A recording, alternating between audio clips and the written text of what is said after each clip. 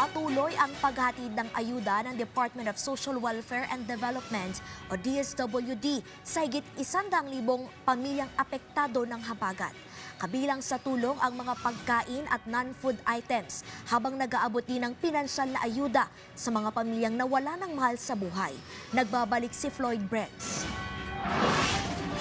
Nagpaabot ng financial assistance ang Department of Social Welfare and Development o DSWD sa mga pamilyang naapektuhan dulot ng habagat. Ayon sa DSWD, nasa mahigit 100,000 pamilya ang naapektuhan dahil sa nasabing habagat. Ayon pa kay Dumlao, ang ilang pamilya ay kasalukuyang nasa evacuation centers.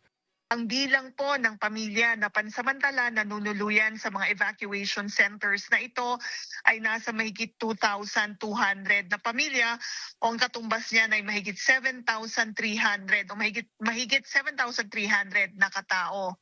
And ito po noong mga pamilya na ito ay binibigyan po ng tulong ng DSWD kasama na rin po ng mga local government units. Ang mga evacuation centers ay matatagpuan nga po sa Benguet, Baguio City, dyan po sa Region CAR, sa Ilocos Sur, La Union, Pangasinan, Dagupan City sa Region 1, Bataan, Nueva Ecija, Pampanga, Tarlac, Zambales sa Region 3, gayon din po sa Batangas, Cavite, Rizal sa Calabarzon, Occidental Mindoro sa Mimaropa at gayon din sa Zamboanga City sa Region 9.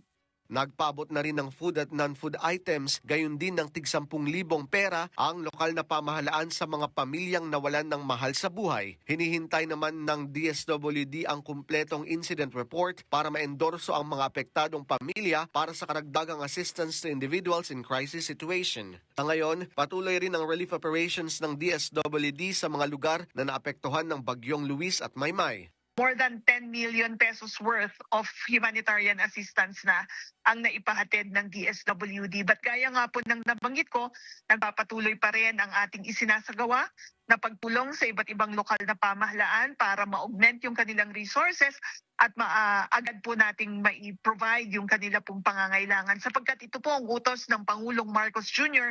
sa DSWD, tiyakin na mabilis, maagap ang pagpapahatid natin ng tulong at dapat sapat ito. Ayon naman sa Office of Civil Defense, 6 na tao ang nasawi dahil sa pinagsamang epekto ng Bagyong Luis at Maymay at ng habagat. Floyd Brents para sa Bayan.